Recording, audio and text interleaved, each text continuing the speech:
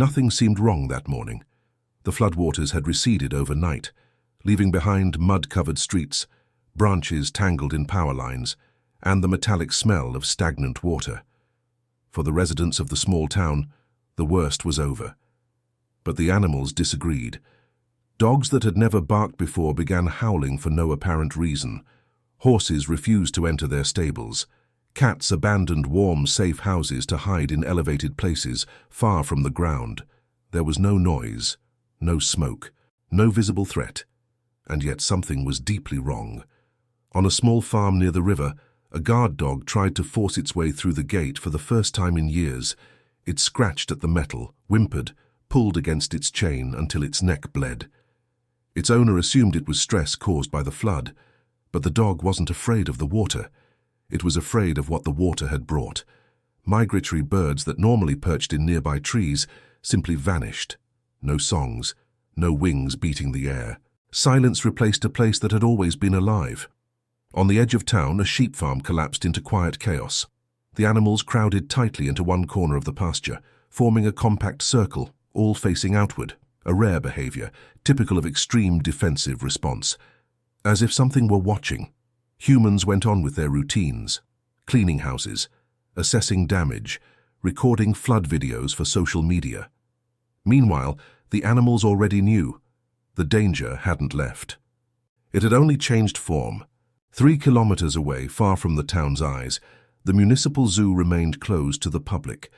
The flood had hit the facility with unusual force. The river overflowed faster than any forecast predicted. Fences collapsed. Sensors failed.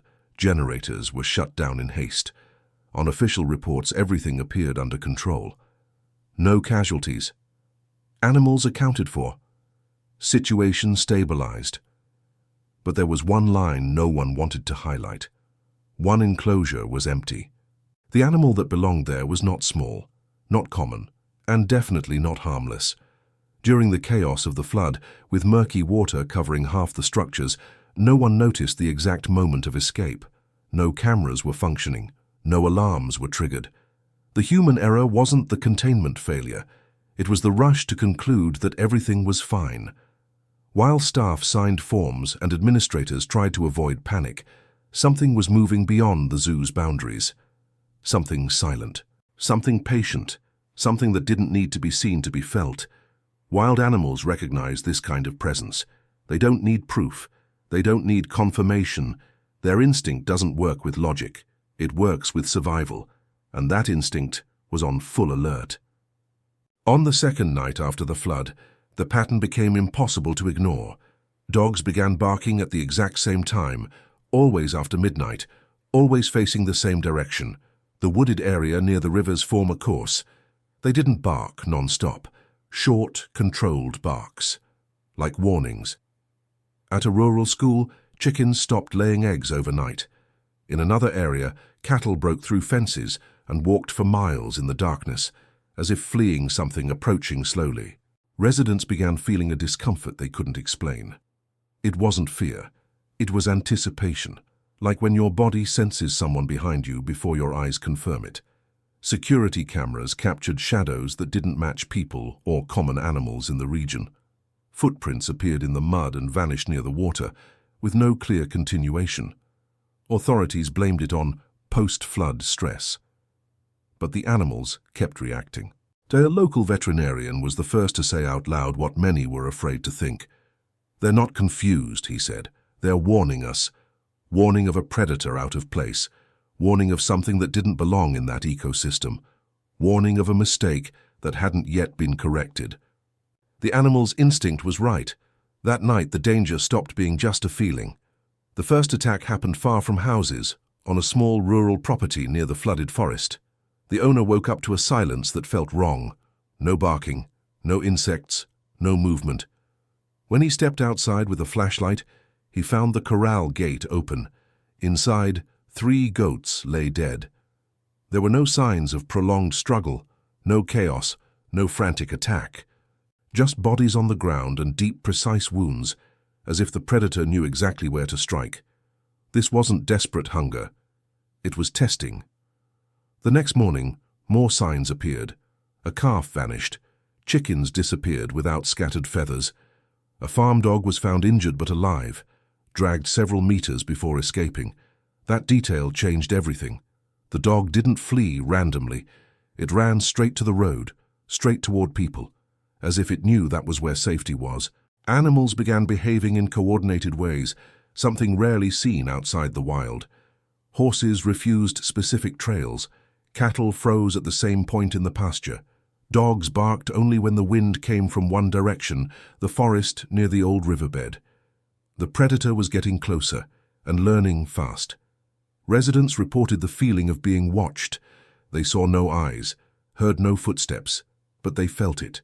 A constant pressure in the air, as if nature itself was holding its breath. That night the rain returned, the light, thin, almost silent, and with it, the predator moved again. This time closer to the houses. The animals panicked.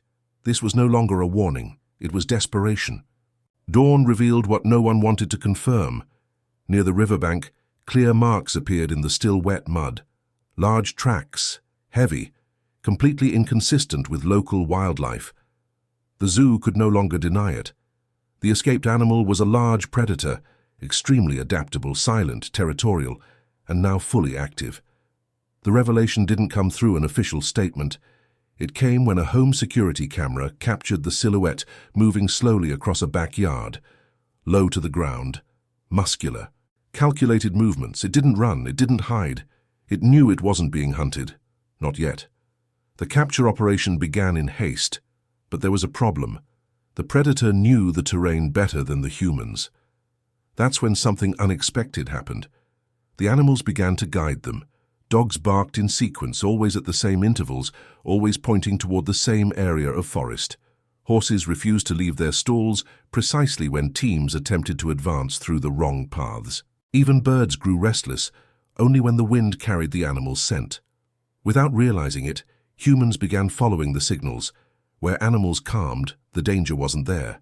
Where they alerted, the danger was close. That's how they found the exact location. A flooded area, naturally enclosed by deep mud and dense vegetation, a place where the predator felt too safe to flee quickly. The capture wasn't violent. It was silent.